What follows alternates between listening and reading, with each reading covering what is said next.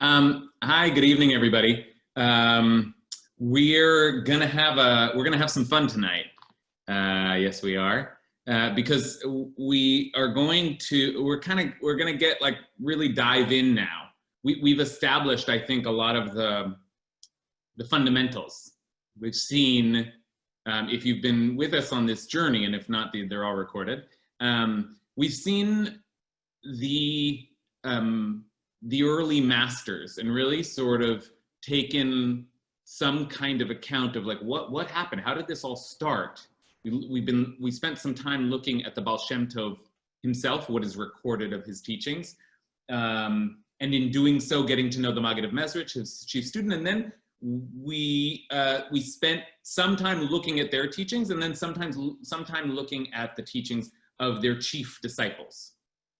And in doing so, I hope, especially last time, looking at the Baal HaTanya, who I said is really the great philosopher, the systematic thinker of Hasidus, we have some sense of some of the core themes running through Hasidut, things that they cared about a lot and talked about a lot, and also I think some sense of some of the theological assumptions, or some of the theological orientations that are really core to this world, which I must say, even in the same breath, it's very hard to make sense of what is Hasidic thought. Nobody has really been able to say, oh, it's all about this, because the truth is what we're soon going to start to see is just divergences into many different Hasidic thinkers, philosophers who are going to draw on this core, but take it in all kinds of directions. And especially next week, we're going to see actually some sharp departures, some real turns in the movement. And then in 2 weeks, we're going to see some of the most radical Hasidic teachings we've seen. We're going to encounter some of the most shocking Hasidic teachings. But that's a ways away. But we're going to start that process tonight. We're going to start kind of getting into, well, what is it like to read Hasidic works? And in particular, what I want to look at tonight is how, now that we've seen the theology, the ideas which undergird Hasidus, how do those ideas affect Hasidic interpretation, Hasidic reading, and in particular, Hasidic reading of the Torah? Because Hasidic literature actually is mostly Torah commentary. It is mostly arranged in what is now the classical form of following the weekly Torah reading, using verses and questions on verses as a jumping off point, and then interpreting them, offering interpretations. That's not true of the Baal Shem Tov or the Maggid of Mezrich. They wrote these sort of cryptic little pieces that didn't follow a particular order. But once we get to some of the other thinkers we've looked at, like the Noam Elimelech, the Kedushat Levi, we had a whole class on the Kedushat Levi. The famous book, the Kedushat Levi, is a book on the Parsha and on the weekly Torah reading, and it follows the order of the Parsha, much as Rashi would, much as Nachmanides would, right? So that actually is the bulk of Hasidic literature, and I have to say I have a particular passion for that aspect of Hasidic thought, because I happen to be someone, I'm not an expert in Hasidic thought, but my focus is on Torah commentary. That's what I've studied the most in my life of Jewish literature. And this now in Hasidic commentary is like a whole subgenre. It's like there are the medievalists and there are the moderns, but the Hasidic commentary on the Torah is a whole genre unto itself. And we're going to get to know it a little bit tonight, and we're going to sort of see what are the key features of Hasidic interpretation, and what does it mean? I hope by the end of this, you'll have a sense of what does it mean to read something Hasidically? Meaning, like, what does it mean what is a classic Hasidic style of interpretation of a verse? Okay, so that's what we're gonna be looking at tonight. Here is your source sheet for the evening, and what we're gonna do is we're gonna look at 4 pieces. We're just going to look at 4 separate pieces. Of course, I've chosen ones that I think highlight different things or indicate different things, but I also just chose 4 pieces that I think are fun and cool. And I keep using the word fun, but it really is like that. One of the things I hope you're going to see tonight is that Hasidic commentary is surprising and playful and sometimes shocking, and that seems to be part of the point, right? In a way that earlier commentators were less playful, less willing to go there. Okay, so with that said, let's get started.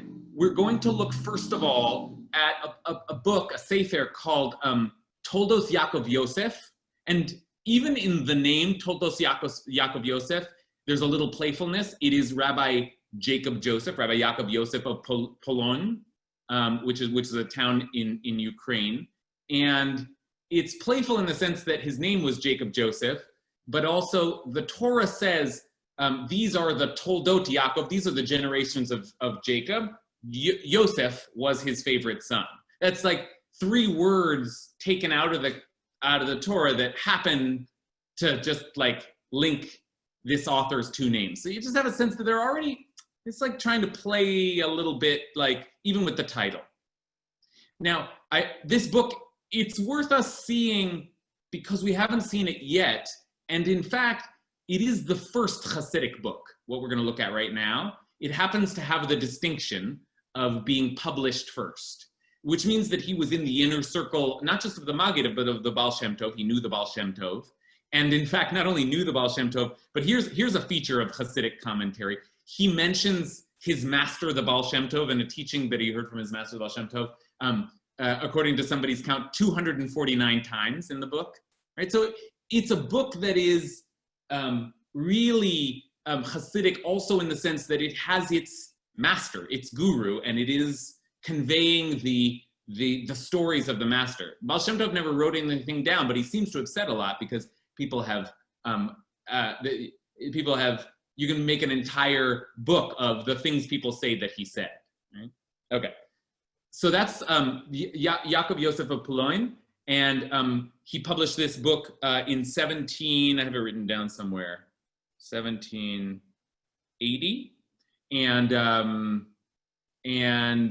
by then the Baal Shem Tov had passed away, but the Maggid of Mezr. So he's the first one to kind of get out Hasidic literature, okay? And we're going to in some ways start slow because the interpretation that we're going to look at is pretty straightforward. It's distinctly Hasidic, but in some ways it won't surprise you because it's on a verse that is itself kind of begging for Hasidic interpretation. And that's also something you'll kind of get to know. And I feel this way when I look at certain verses in the Torah. I think, oh my gosh, I have to go look at the Hasidim and see what they say on this. Right? And this is one of those verses, a famous verse. You will probably, I want to say, I called this class Letters Flying Through the Air. And the reason I did that is because there's a passage in the Talmud that says that when the Romans burned scrolls of Torah, they ask, well, what did you see when that happened? And Rabbi Eliezer ben Hyrcanus responds, or is it Rabbi Hanania ben Tradion? But anyway, one of them responds, Otiot porchot ba'avir. I saw the scrolls were being burned, but the letters were flying up into the air.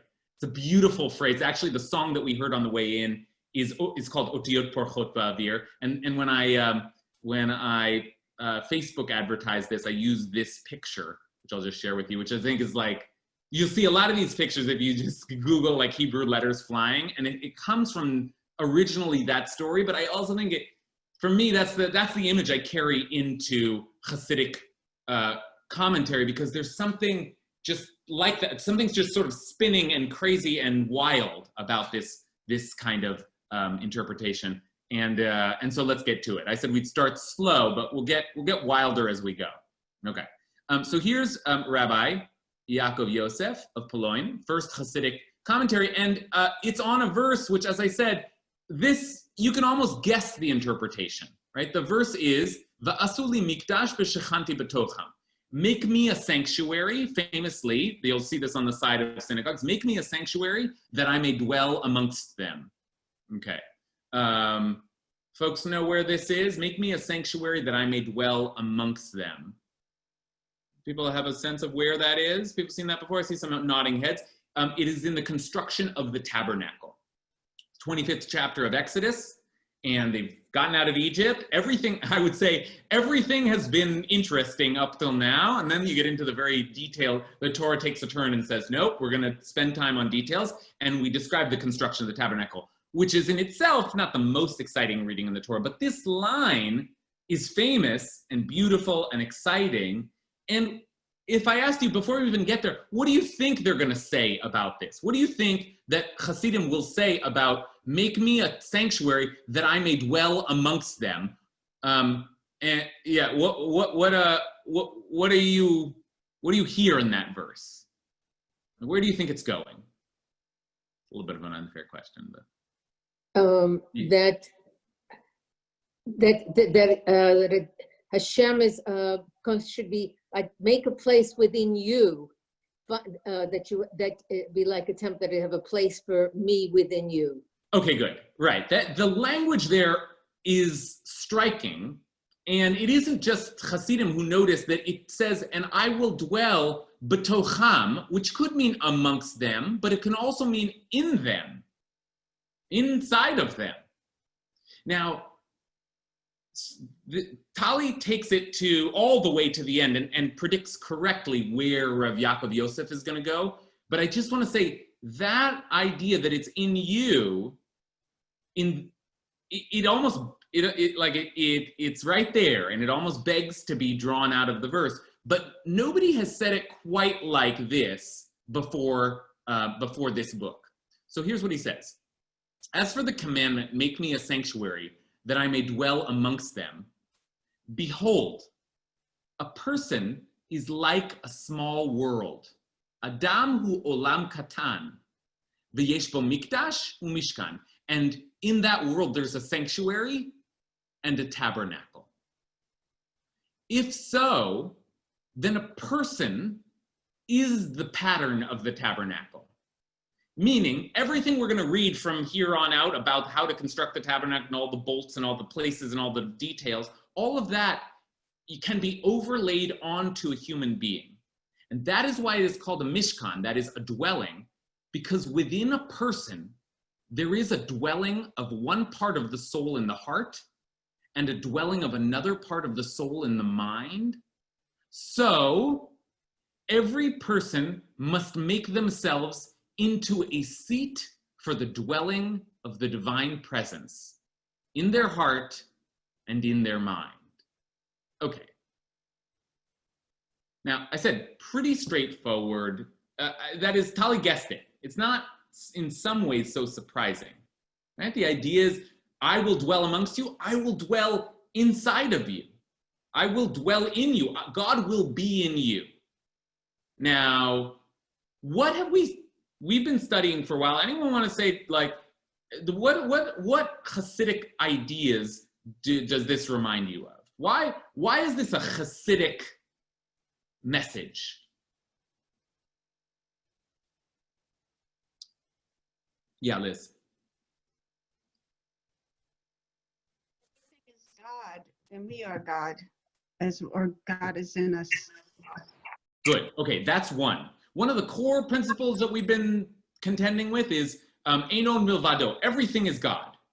So God's dwelling on earth is just code for God is everywhere. And of course, God is also inside of you, right?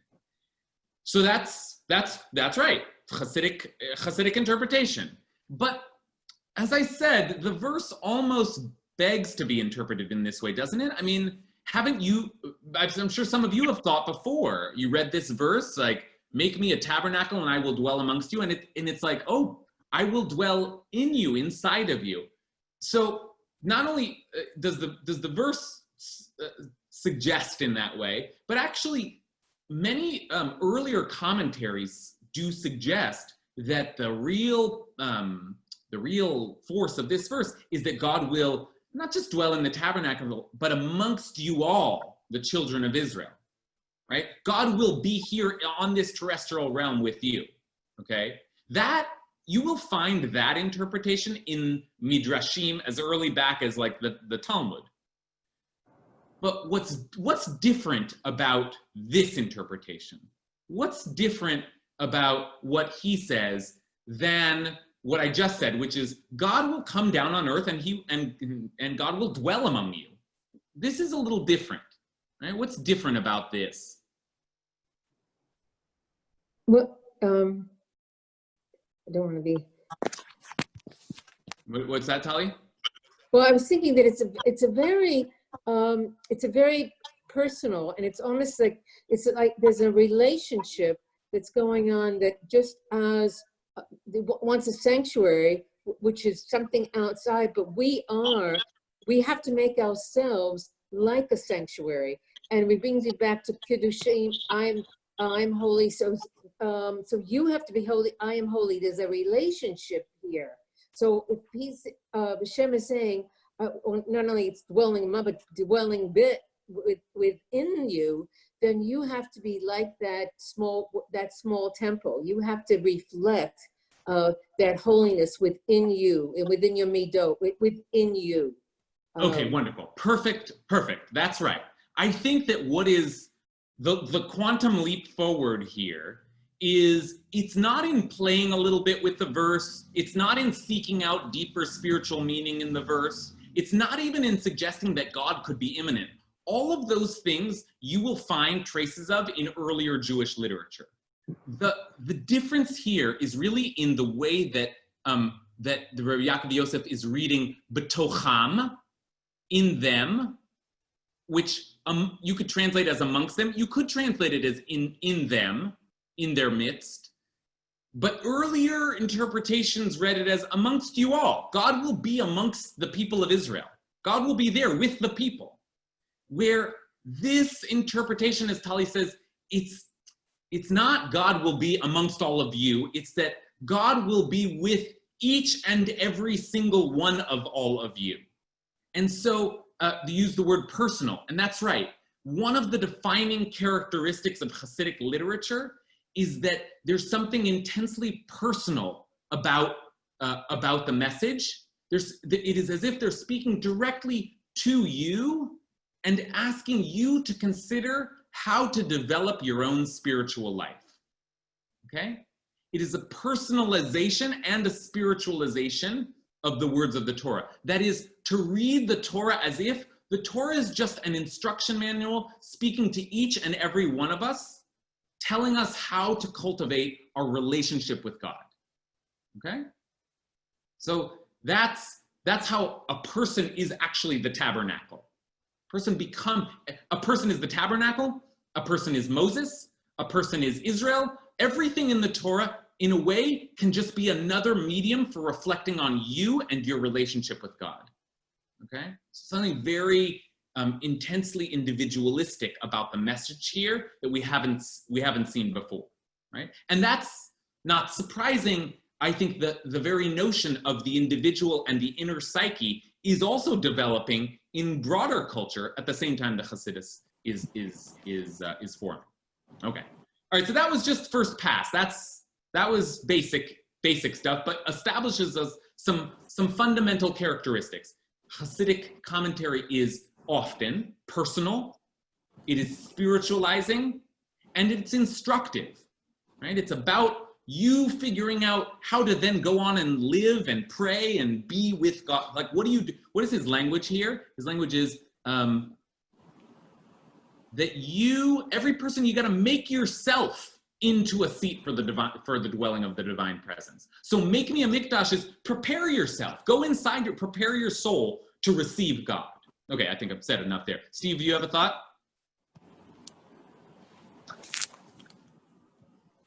Yeah, and I might be jumping ahead here, but Jump ahead. Go for it. you know, my thought was when we started to go on is that once say Chabad is formed, everything, the great Rebbes become intermediaries between the divine and the people. And it's no longer personal. And I just wondered about that. It's a great question. And the answer is that it's a huge tension which persists throughout. It's there in the beginning. Like what I've heard people, one way of reading the development of Hasidic thought is that it starts out kind of mystical, all about like God, and then it turns inward and becomes more about the self. And in some ways that's true, but I actually think that tension exists throughout Hasidic literature. Like how much is this really about you and your experience? And how much, on the other hand, is about like these external forces, one of which is the tzaddik and their ability to do all this for you. Another way of saying that is like it's just a tension in the Hasidic movement, how central the tzaddik, the righteous guru figure, is. We're going to see a movement away from that in a very deliberate way next week. But you can already see here, this doesn't sound like the tzaddik's doing it for you. It sounds like you're doing it yourself, right? And remember, the Noam Elimelech, one of the Maggid of Mezrach's chief disciples, is the person who really, really emphasizes the tzaddik. And in a way, it's possible to imagine that that's one strain or lineage in Hasidic tradition, but it isn't actually necessarily the earliest or dominant strain. Okay, one more comment and then we'll move forward. Taryn? I also think that something that's really important about this is the importance of like being embodied. Unlike, I feel like in earlier commentaries, it's like, oh yeah, God dwelled within them. And like, this is God dwells within your body. It's not like, it's actually kind of the anti-mystical. It's like trying to keep you grounded here in 3D and not moving up to 5D. Yeah, that's very well said. Very well said. Important addition. And also I think echoes a little bit of what Liz said earlier. Like God is everything, which is amazing. And, you know, we've been wrestling with that idea of pantheism. But it also, there's something about saying that God is everything that means that everything is holy, including food and sex and dancing and nature and all physical life, right? And including you and your very own body. Your very own body is a seat for the divine presence. So I think, yeah, that's right. That is an important addition. Thank you. Okay, now let's kind of like, now we've sort of warmed up. Now let's get into it. And the next interpretation that I'm going to bring you, one of the most, I think, incredible Hasidic commentaries I've ever seen that really actually does a good job of speaking to the whole idea, like a whole idea of how Hasidim are reading the Torah, but it's a complicated one, right? The one we just read, I think, was fairly straightforward. This is the hardest material that we'll look at tonight, but I think it's worth it. It's also, I think, comes from a book that is the most like a traditional Torah commentary. It's a book called Ma'or V'Shemesh, and that is to say, it's the most scrupulous in moving through the verses of the text and trying to comment on the verses of the text, where you will find more generally that Hasidic books, when you pick them up, it seems like, oh, they found this verse and they had something to say about it. And then like a chapter later, they found another verse and they had something to say. It's the verses which really explode that they're picking and using, which is fine. You're not obligated to write a running commentary, but the Ma'or V'Shemesh does. And the reason I say that is that, first of all, I just admire it as a fan of the commentators. He took his Torah commentary really seriously, but also because in order to get where he's going, we're going to have to really, we're going to have to spend some time with the words of the texts themselves. And even, as you'll see, he's going to reference Rashi, the earlier commentator. So he's really in the game of Torah commentary. And he's going to lay out some pieces of information. So just be patient, it's almost like, he's almost impressionistic. Like, here's a thought, here's a thought, here's a thought, and then he'll wallop you with the grand explanation. Okay, so here we go. This is the Ma'or V'Shemesh, who was 4th generation. He was a student of the Noam Elimelech. We just mentioned the Noam Elimelech is the founder of the Tzaddik doctrine, the righteous person who is your intermediary. This is one of his chief students, and wrote one of the classics of the genre, the Maor Shemesh. Okay, so let's take a look. Okay, the Maor Shemesh is going to be explaining this verse in the Torah, which is in chapter 19 of Exodus, which is right before the revelation at Mount Sinai. Now, take a look at this verse. It's an odd verse. It does actually require some interpretation. The Eternal said to Moses, "Behold, I will come to you in a thick cloud, in order that the people will hear when I speak with you, and so they will then trust you." And Moses reported the words of the people to the Eternal. Okay, now I'm going to leave this up for a bit. Can someone tell me, what are some problems this is the way Torah commentary works. You see a verse, you ask questions on it. So what are some of the questions, what's odd about this verse? What is it stands in need of explanation? Let's see if I can see who's raising their hand in my little sidebar here. Anyone got a thought or want to unmute themselves?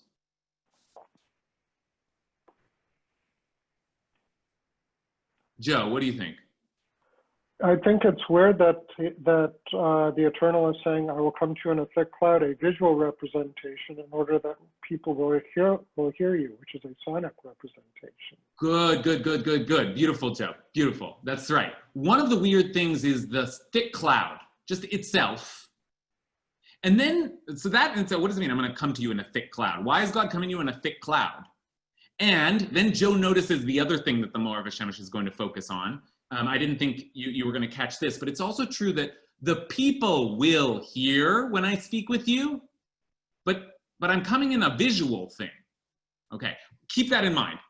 Okay, 2 more pieces of information. And before we leave this verse, there's one other big weird problem with the verse, which is that the Eternal says to Moses, "I'm coming down," and then Moses reported the words of the people to the Eternal.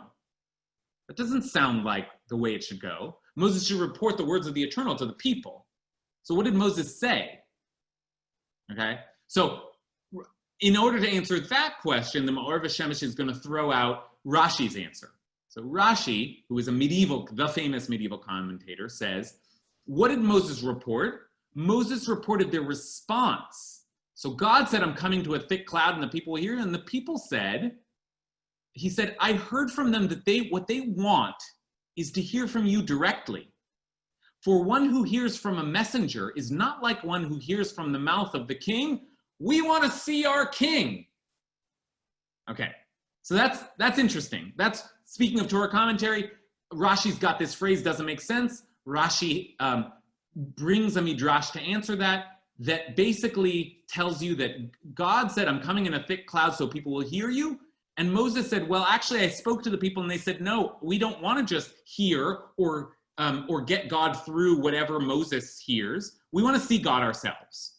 Okay? So one piece of information, Rashi is the second piece of information.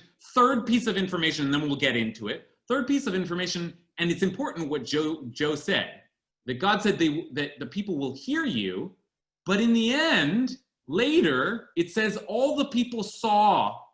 But it doesn't say they saw God. It says they saw the sounds. They saw the sounds. So in itself, a wild and interesting verse. And they said to Moses, "You speak to us and we will hear, but do not let God speak to us." Okay? So Joe really, really latched on to something important here, which is that, okay, we're going to spend some time thinking about the thick cloud, but also, what is the back and forth between, like, they'll hear, but no, they want to see, and they do see, but they don't see the thing. They see the sounds, and then they say, actually, you speak, we'll hear, but we don't actually want to. The seeing has been too much, okay? We all on the same page here? Lots of information came at you. Everything okay so far? Anybody got any questions? Okay, now we'll get into the commentary, and from the very opening, it's just going to blow your mind, but it gets deeper from there. Okay, the opening, and we could spend our whole hour just talking about this, is, and I have Bob in mind also when I bring this, because Bob wanted to see this kind of interpretation. And so, when the Blessed One said to Moses, may he rest in peace, behold, I will come to you in a thick cloud. That is the numerical value of in a hint. Okay, so those of you who are familiar with gematria know what's happening here, but if you're not, let me just explain. The words in Hebrew, be'av ha'anan, or ha'anan, in a thick cloud, in Hebrew, every letter has a numerical value. We spoke about this last week when we saw the letters and the numbers sort of coming down from the eternal in some way that eventually forms the world that we live in. But for now, all you have to know is every letter has a numerical value. The first letter, Aleph, is 1. The second letter, Bet, is 2. So, Be'av ha'anan is 2 plus 70 plus 2, that's 74, plus 5, 79, plus 70, that's 149, plus Nun is 50, so plus 50 is 199, plus 50 is 249. And Beremez is 2 plus 200 plus 40 plus 7, 249. I just want you to, you could trust him, and I generally do, but just see how that works. Okay, now let's try and figure out what the heck he could be saying. When God said, I will come to you in a thick cloud, what God was really saying was, I'm going to come to you in the form of hints. Now, what does that mean? What could that mean? Let's just sit with that for a minute. What does it mean that God says, I'm coming on Mount Sinai tomorrow, and I'm coming to reveal myself to you in the form of hints? What does that mean? Any thoughts? Doesn't it mean he's going to be sort of indirect? Yes. And yeah. Keep going. Yeah, sorry. So whatever he says or whatever they see or hear from the cloud, it's not going to be obvious. You're going to have to do some thinking and figuring out. Okay, good. Yeah, that sounds right. Other thoughts? I mean, this is describing the revelation at Mount Sinai, the greatest encounter with God of all time. And what God seems to be saying is, I'm going to reveal myself, but in the form of hints, little hints. Madison? I mean, yeah, I just feel like it's almost the most basic, obvious thing where it's like if everything hints at God, then God is in everything, and you can take anything as a hint of God if you interpret it that way. Okay, that's great. In some ways, that's like the other side of what Beth is saying, and both are true. Beth is saying, well, whatever encounter with God we have is going to be indirect, confusing, elliptical, sort of not obvious. But Madison's also right, but you can read God into all of those hints. God is everywhere, God is everything, but it's impossible to know God directly, so we look for the hints. But the whole world is hinting to us, right? The whole world is hinting. God is just under the covers, right? God's right there. But you don't see it, you can't see it. It's all said in the form of hints, okay? Now that's true about the world in general, but it's also true about what's about to happen. The Torah is about to be revealed. What happens on Mount Sinai? God doesn't just say hi, God gives us the Torah. And so, the Ma'or V'Shemesh is saying a very deep thing about the nature of Torah itself, which is that Torah doesn't give us direct access to God. Torah is kind of like hints. Just wait, the whole revelation is just a hint. Right? We don't really understand what God is from the Torah, but we kind of get a clue, a hint. Okay. Other thoughts anyone want to add? Joe, you have a thought. I think also the people would be afraid to have anything more direct than that, as we see from the revelation and the description of it. It's too much for the people, and they say, no, we can't handle this. You deal with it, Moses. So I think the hints are like all the people can really handle on that level. Okay, good. The energy of God is too much for them. Okay, excellent. Joe has a really good feel for this Torah, a really good handle. We're going to head in that direction soon. Before we do, Bob, you had a thought. And Bob, like I said, you asked a few weeks ago for gematrias. And so I hope the last two classes have been satisfying to you. Yes, thank you for that, Rabbi. I like this, this juxtaposition of the thick cloud and the hint, because I was thinking, why a thick cloud? And, it's very opaque. Like if you have a thick cloud and you have a mountain on the other side, you can like barely see the outline. It's sort of a hint of what's behind it. So it sort of makes a little bit more sense to me that way. Yeah, beautifully said, and exactly right. I think that's right. It's not just, oh, I happen to add up these numbers and they work. The idea that God is coming somewhat obscured in a thick cloud, not exactly clear. Part of what he's saying is, you can tell God is saying, I'm only coming to you in a hint. So that's certainly, I think, one echo or resonance there.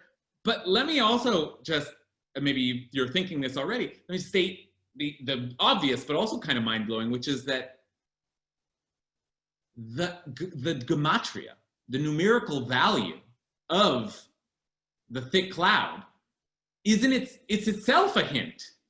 I mean, it's like saying that is the numerical value of a hint is like saying that has a hint embedded within it that tells you that the Torah speaks in hints. So it's like, it's doing its own thing. It's very meta, right? So it's like, just so charmed by this Torah. Tali, I think you had a thought. Hold on, let me unmute you.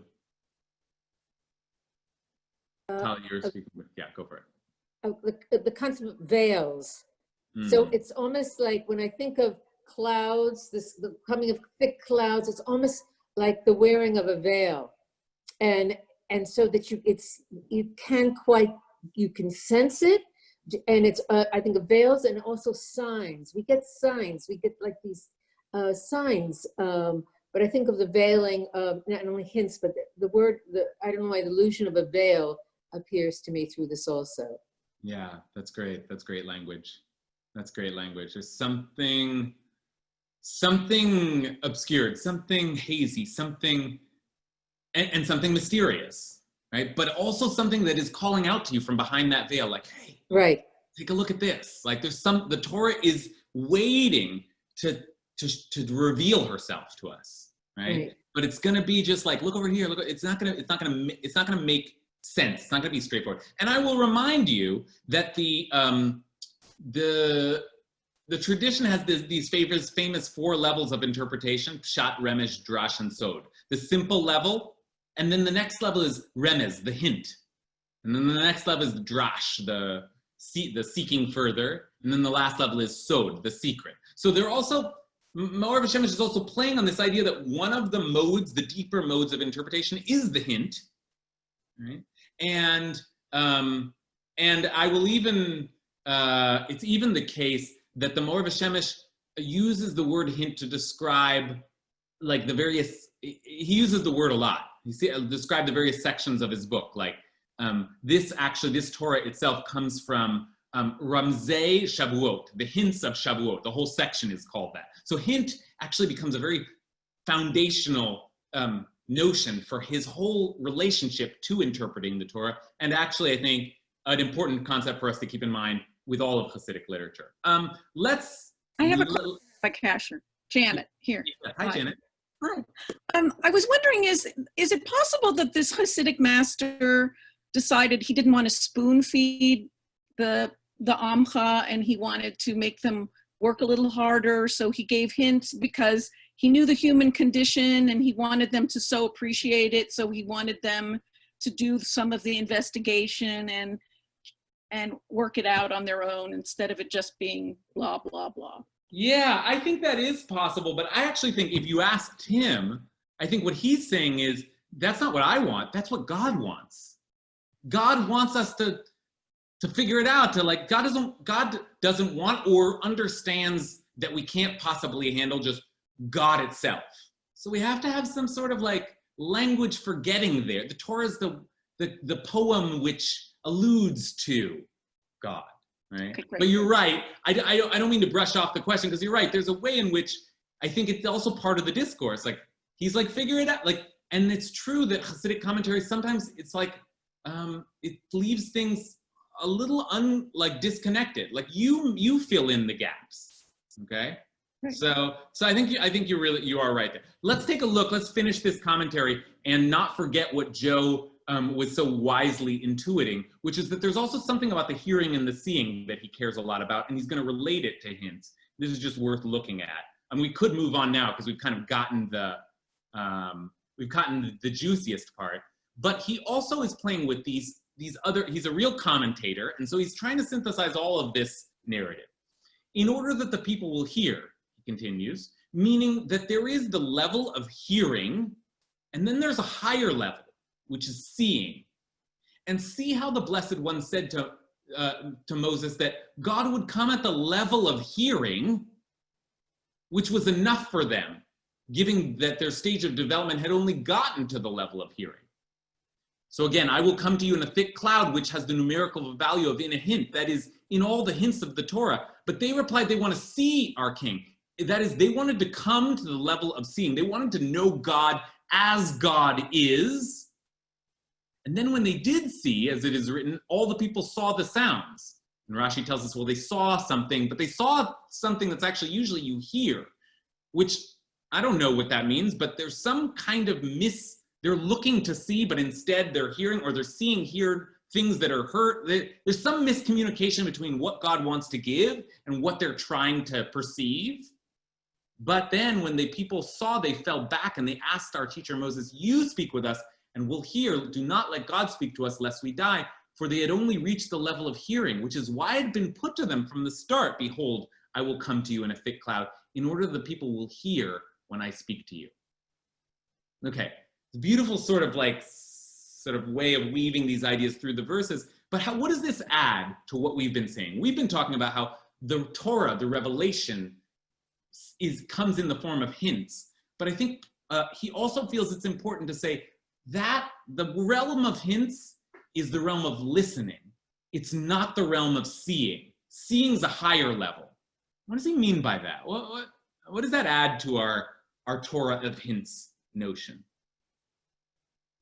Anyone want to make sense of this for us? Joe, who led us into this, or anyone else? Joe's got nothing now. I'm gonna disagree with this. Okay. I think that hints are the level of awareness. I don't think it's in the same place as seeing and hearing.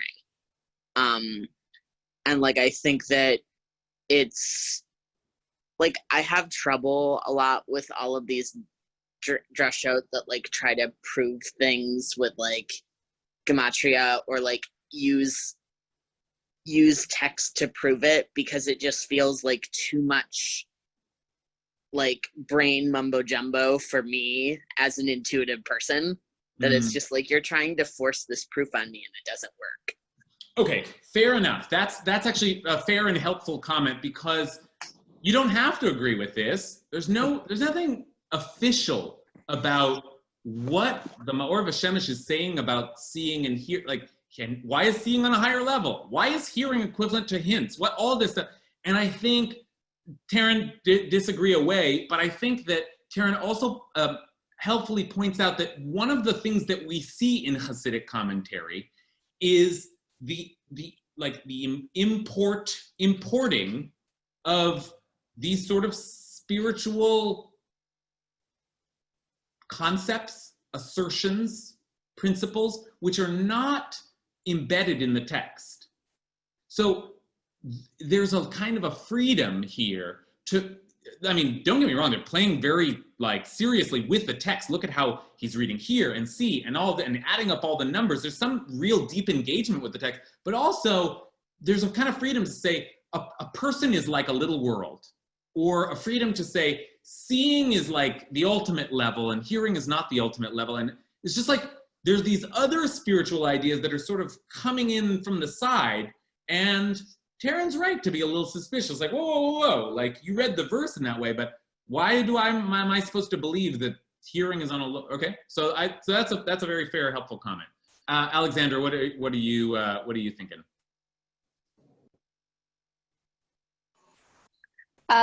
My comment got a little bit jumbled in my mind just now, so I don't know if this will be totally relevant or make sense, but in many ways I agree with the previous comment about it feeling sort of forced, and sometimes the gematria feeling, to me, like, I don't usually resonate with that much.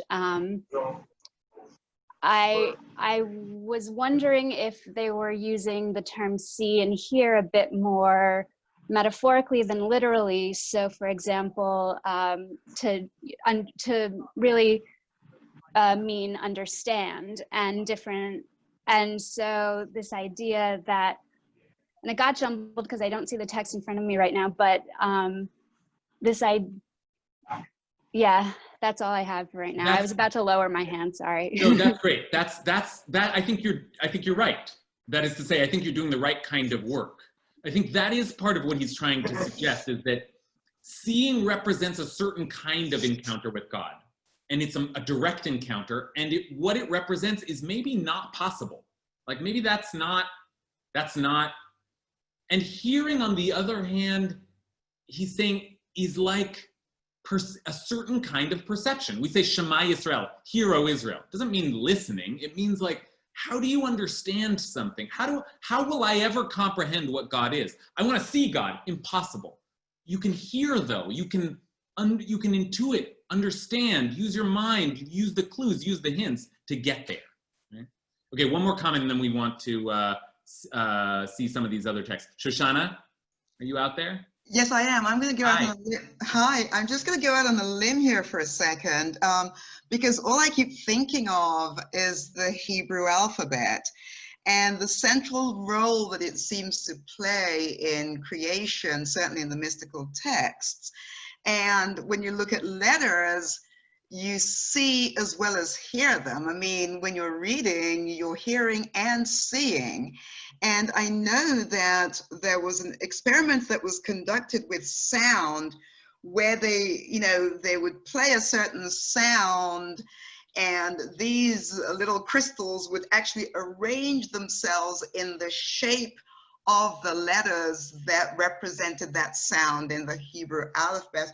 And so since you go into the gematria as well, I'm just wondering if there is a connection with the alphabet, but I could be completely, barking up the wrong tree here. I don't think you're barking up the wrong tree. I'm not sure, like, how to respond to the theories that you're alluding to, but it's the right tree in the sense that, exactly right, they are profoundly influenced by this idea that the world is created with language that we saw last week, and that, like, embedded, the Torah is God and the world is God, and it's all one. So, like, the letters are, they're in, the world is enchanted, right? And it's enchanted with letters, with the Hebrew alphabet, the building blocks of creation. Now, it's, as we said last week, it's not like we've never heard this before. God speaks the world into existence in our first chapters, all right, of the Torah. And also, Midrash uses gematria. Gematria is not new to the Hasidim, but boy, do they really sink their teeth into these sorts of mystical devices and theories. And that playing with language for them isn't just playing. It's like, that's the work of being itself. So, right tree. I don't know exactly how far up to go with it, but I think that's right. Okay, we're coming towards the end of our. I think I think I said before we take an hour and 15 minutes here, but so be prepared for a little over. But we're getting towards the end of our hour, and we've seen now the first piece of Rabbi Yaakov Yosef, which was really highlighted the kind of personalization, spiritualization, and kind of self-development that Hasidic commentary often presumes in the Torah. And now we've seen this second piece, which has a really grand theory of biblical of Torah interpretation, which is that the Torah itself is like one big hint, and that and we are to look for those hints And they're embedded in the Torah. The Torah speaks in the language of hints. Okay, so that gives us some good sense of what this literature is all about. But actually, the truth is we can't leave without highlighting one more feature of Hasidic commentary. And in some ways, this is the defining feature, only because this is what Hasidic commentary becomes known for, like famous for, which is its sort of surprising and counterintuitive readings of a verse. Okay, so there are many, many examples of this. I want to give you first one I want to give you is just one of my favorites. This to me typifies the kind of rereading of a verse you thought you've seen 100 times, and we already saw like unusual readings of a verse, but this kind of reading is in some ways bolder because it asks you to ignore the logic of the verse itself and read it somewhat differently to find a new message in it. So let me show you what I'm talking about. Again, we are going to take a look at a verse in the Torah, and the verse is in Genesis. This time we're looking at another beautiful masterpiece of the genre, a lot later though, in the 1800s. This is the Tiferet Shlomo, who was a Hasidic rabbi in Poland in the 19th century, and also saw himself as the disciple of the Noam Elimelech, the same guru that this guy followed. I keep using the word guru, and it's helpful. That's not really the word, tzaddik, but I think in our class on tzaddiks, we compared, Madison kind of helped us compare it to the figure of the guru in Hinduism, and I think it is helpful. So he sort of saw himself in this lineage, and he wrote this great work, the Tiferet Shlomo. Here's the verse. V'yikatz Yaakov mishnato, v'yomer achen yesh Hashem b'makom hazeh, v'anochi lo yadati. Okay, see if you can identify this. Where is this verse? And Jacob awoke from his sleep and said, behold, God is in this place, and I did not know it. Okay, now where's that verse from? Jacob's ladder. Jacob's ladder, right? Woke from his sleep, so, right? And wow, he's blown away, and God is in this place, and I didn't know it. But what in this verse is asking, again, we're in the realm of Torah commentary, so we're gonna, like the early commentators, we're gonna be very precise about, there's a problem with the text that we need to solve. What's the problem with the text? What's the problem with the text? And I've tried to emphasize it in the English. Yeah, Alexandra. It says I twice. Good. That's right. And it's about him recognizing God, but he's talking about himself a lot. Good. That's also good. That's right.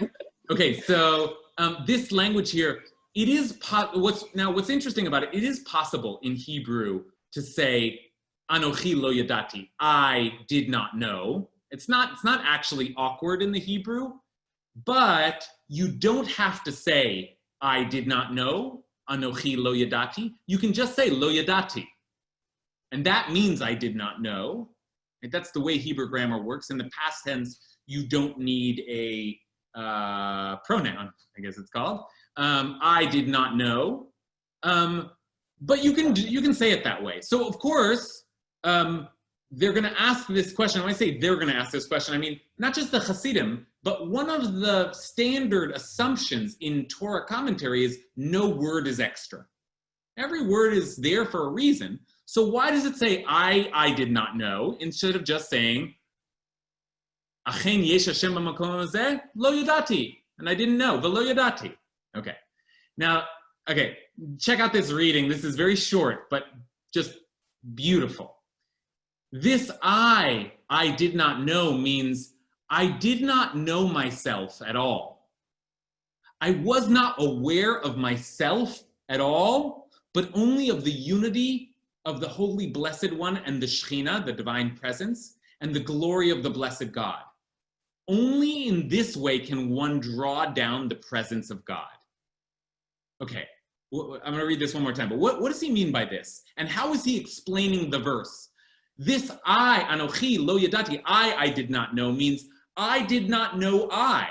I did not know myself at all. I wasn't aware of myself at all, but only of the unity of God and God's presence and the glory of the blessed God. Okay, Alexander, you want to pick up on this again? What's he mean there? I guess I have a question as well, if that's all right. Is this the moment where where his name changes as well? No, this is okay. Earlier. Yeah. Okay. Then my thought doesn't make that much sense, which okay, was fine. Other hands. Anyone who hasn't spoken, by the way, we're coming near the end of the hour. Anyone who hasn't spoken, want to offer a thought? Okay, Tali, Madison, Shoshana, Bob. Okay, my only thought is that part of himself, I do not know. It's that he got to a place of such the eye of smallness, the eye of it was, I think in the Hasidic was of Bissel. It was like the ego vanished, and it was the fullness of losing the eyes of the large eye, and it became the small eye and of the whole magnificence of all that is that Eno Levado. Really, I mean, Good. This seems to be central to this interpretation, is that in order to experience God, you have to annihilate the self. In Hasidic terminology, that's bitul hayesh. You nullify the self, you just merge into the infinite. In order to really know God, you have to not know yourself. You have to lose yourself. It's like, wild stuff. Madison? She basically said it, but I was just gonna say it's just like, like in even like psychedelic science, when people are studying like this sense of unity with like the borders of the self or the ego fall away. So it's been said basically. No, good. That's helpful, right? There's some kind of experience that he's pointing to that is a certain kind of mystical experience, but he's reading it into the Torah. And he's reading it so well into the Torah because he both takes care of the strange repetition, right? I did not know, but also he makes that the reason that God is in this place. God is in this place because I did not know myself. That's what brings God into this place, right? So, Shoshana. I'm going to have to disagree because of the word it at the end of that sentence. If it said I did not know, I would go along with he did not know himself. But it says I did not know it. It doesn't, that's my translation. Okay. A good question. And it's more like, I did not know. And you know what? That's such a good point, but I'm just going to erase it from the translation. That's a bad translation. Thank you. And Bob.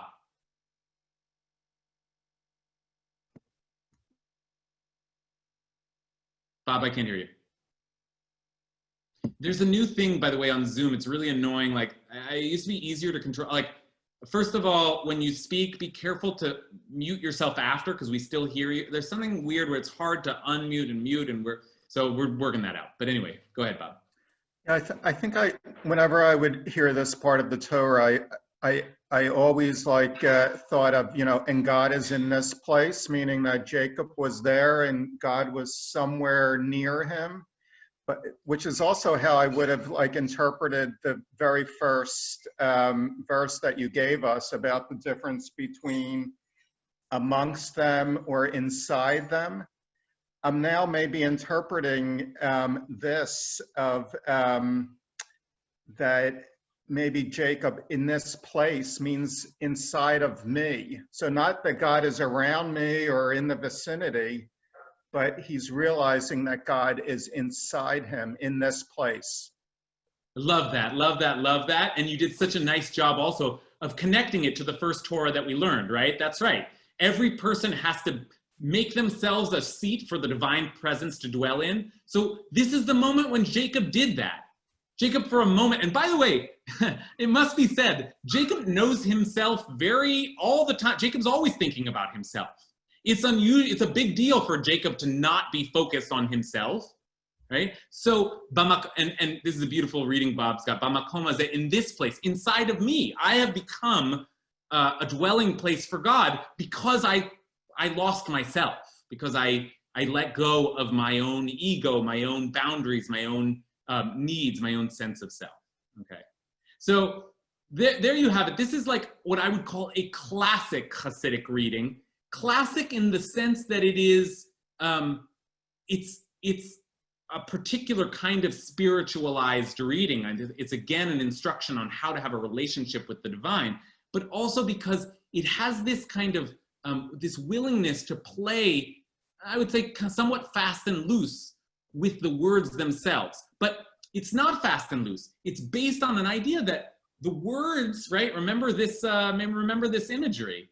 The words are just flying around.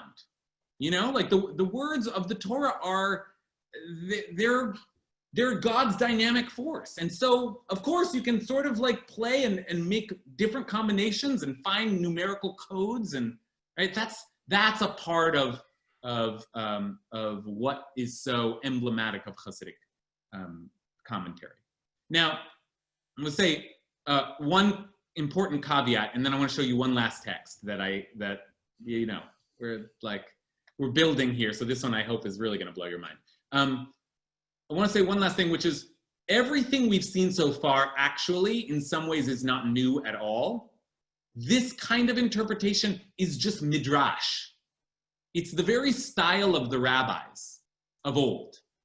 And in some ways, one of the best ways to see Hasidic interpretation is that they cast off the intense rationalism of the medieval period, and they went back to the rabbis and said, you know what, we can play with the text. We can go wild with the text. Here, let me give you an example. I was trying to think of a version of this that is in classical Jewish literature, and here's one. When Jacob goes to trick his father, and his father is Isaac is blind, and Isaac says, which one of my sons are you? And Jacob says, Anochi Esav Bechorcha. I am Esau, your firstborn. Right? Jacob lies there. I am Esau, your first. Anochi Esav Bechorcha. Okay, this is Midrash Tanchuma, very early Midrash, and it quotes a verse that says, no one has beheld falsehood in Jacob. This is what he really said. I am Jacob, full stop. Esav Bechorcha. Esau is your firstborn. Anochi, I am Jacob, I am. Esav Bechorcha. Esav is your firstborn. Now, that's sort of absurd. Like Jacob was saying, oh, it's me. Esav, your firstborn. Right? And the pause is meant to avoid the lie. It's me, Jacob. But Esav is your firstborn. So Jacob never really lied. Now, that's, it's sort of like a funny way of playing with the verses, but it does show you that the Midrash is doing that kind of, oh, I can break up a verse and give it a new meaning, but for a very different purpose. That purpose is to justify Jacob, to reconcile the meaning of to make Jacob righteous in the text, to like contend with a difficulty in the narrative. The Hasidic approach is to take all those tools, gematria and rereading the verses, and to take them all and make them about you and your experience as you try to have an encounter with God. Okay. Now, in some ways, if you're out of time, you can leave now. Those were the three texts that I wanted to present this evening. But there's just a bonus tonight, because what I did was I was like, oh God, I want one more. What's another great classic Hasidic text? And I just after a while, I couldn't decide, and I emailed one of these rabbinic listservs that rabbis get on. I emailed the listserv and I said, what's the most Hasidic commentary that you can think of? If I asked you, what's emblematic of that style? And I got a lot of responses, but this one is the one that I chose, and it really blew my mind. I keep using that phrase, but I think that's part of the experience. This should just be like kind of experience. And it actually, interestingly, it is not a commentary on a verse in the Torah, which is what we've been doing so far, but it's a commentary on a piece of Talmud, which is nice. It's a nice way to end, because it goes to show you this method is not just about how they read the Torah. It becomes a way of reading everything. It becomes a certain kind of counterintuitive logic, surprising kind of shocking, and one might even say antinomian, sort of radical statements that can emerge through a rereading of text. So let's take a look at this last one and try and make some sense of it.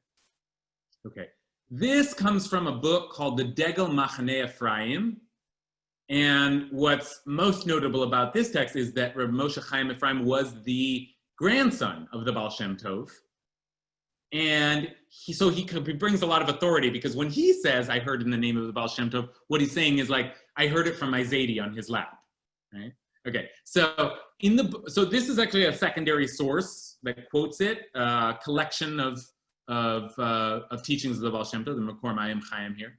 Okay, in the book of Degel Machaneh Ephraim, we find in the additional sectionary, I'm losing it. The additional section on Deuteronomy. It's time for me to go to sleep, all of us to go to sleep, right? We find this comment. Okay, this teaching is brought in the name of my master and grandfather. May his memory be a blessing in the life of the world to come.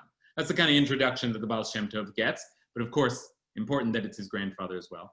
Okay, this is the piece of Talmud, and it's quite a shocking piece of Talmud. It's a very Zionist piece of Talmud. The Zionists really took up this piece of Talmud, but it's also, it's almost overly Zion. There's something about it that's like shockingly pro-Israel, so to speak. Anyone who lives in the land of Israel, says the Talmud, domeh kami sheyesh lo Eloah, is like someone who has a God. Who has, I guess, is like one who has a God. And anyone who lives outside of the land of Israel is like one who has no God. Well, I just messed that up, but whatever. Anyone who lives in the land of Israel is like, and the critical phrase here is going to be domeh, because this word can mean is similar to, or seems like, or appears like. Okay, and we're going to use it soon in both of those ways. Okay, so someone who is in the land of Israel is like one who has a God. That's quite an intense thing to say. If you live in Israel, it's like you have God. And if you live outside of Israel, that's probably most of us, surprise, you have no God, right? Very intense and somewhat troubling thing for the Talmuds to say.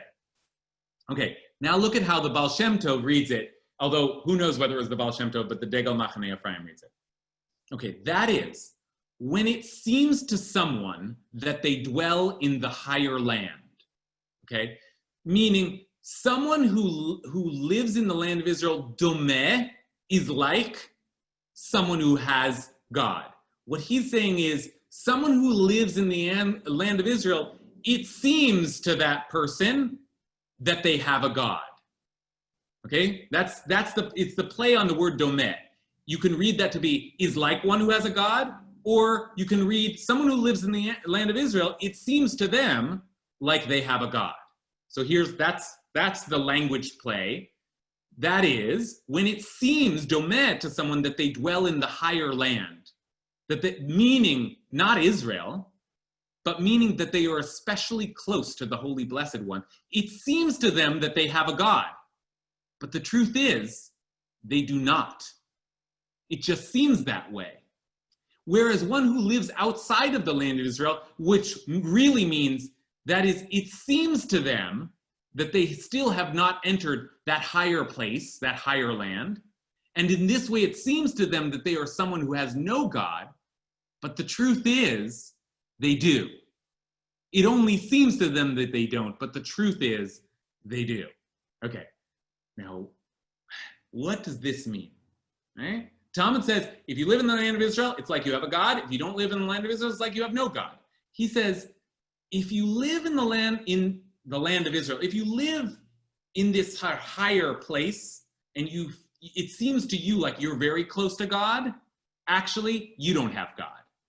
But if you feel that you have not reached the land of Israel, if you feel like you have not gotten to that higher place, you think you don't have a God, but you do. Now, that's two counterintuitive readings. What does that amount to? What does that mean? Can anyone make sense of that for us? Does it mean you have to make your own community when you're living in the diaspora?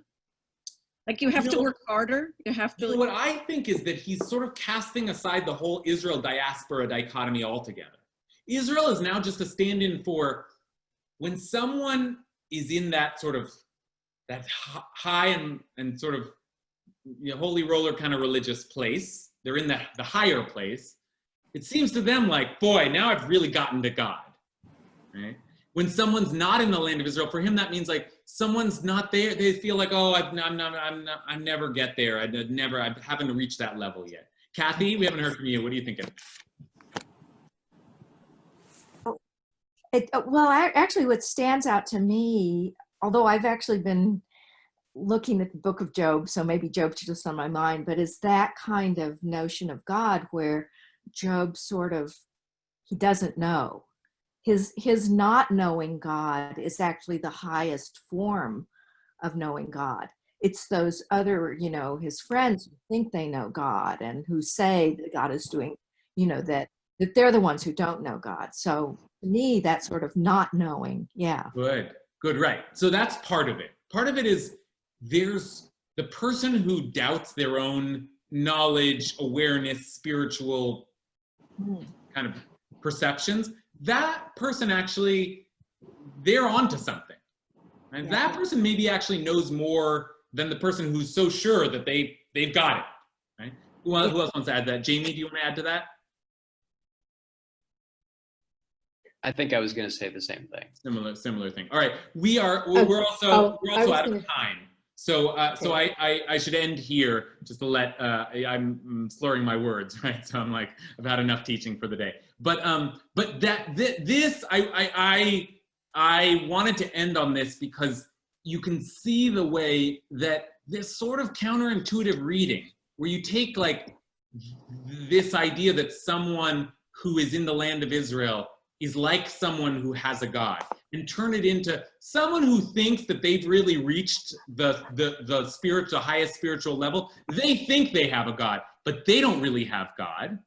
And someone who is still struggling and in that low place and feels like I'm so far from God, that person actually has contact with God, right? So it has that sort of counterintuitive reading, but it also has, I think, one of the core messages that the Baal Shem Tov was there to teach, which is that this is for everybody.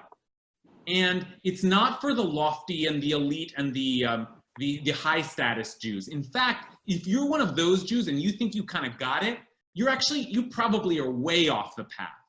And if you're struggling, and if you doubt, and if you're having a hard time getting to that higher level of spirituality, you're closer than you think.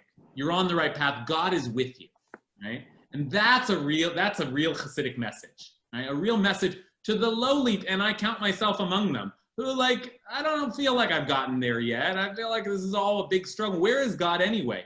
And the Baal Shem Tov is saying, that's good. That's a good place to be. A place of, after all, we've seen this through all of these teachings, a place where the self is diminished.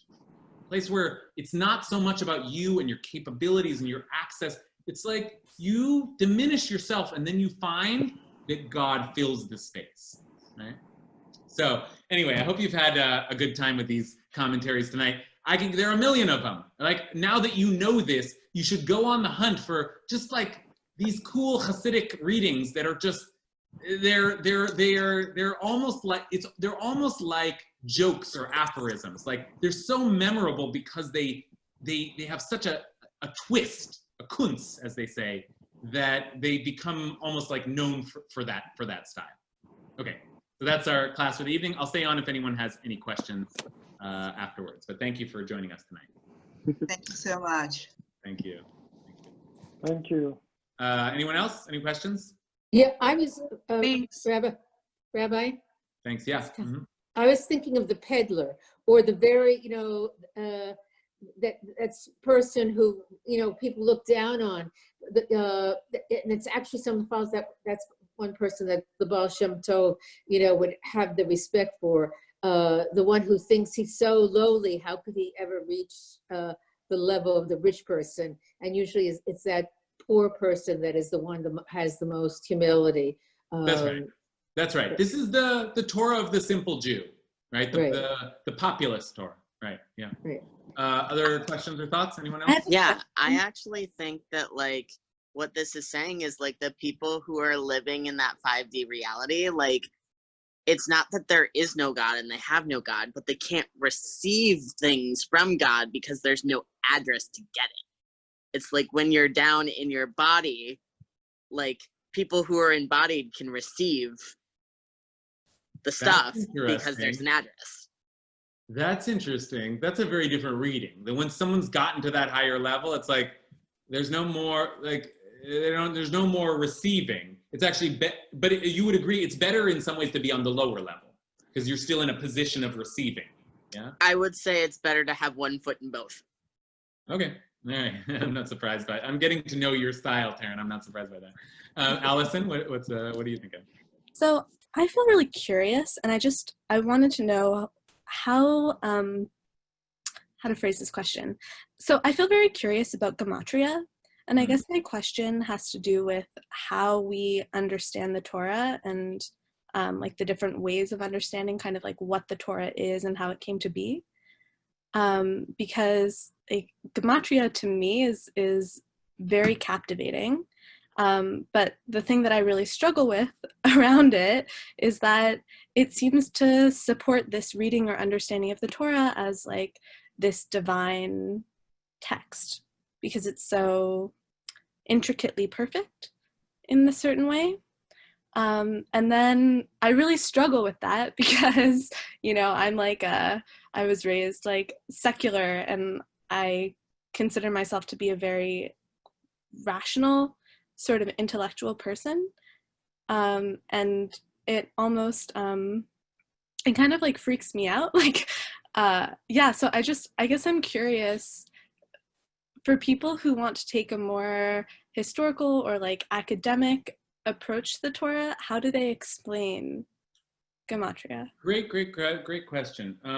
Okay, so I think you quite eloquently gave us one of the positions on gematria, which is, I think you're right to say that on one end, the very notion of gematria is based on the idea that this is a perfect document. Everything about it is perfect, and there's no end to the amount that we can read into it. There's no reason why God would add up these numbers in this way unless it had, you know, they had purpose or communicate. Like, there's nothing that you can just find in Torah that's just random. It's all, and some of that is based on like midrashic imagery, like God tying the crowns on the letters of the Torah.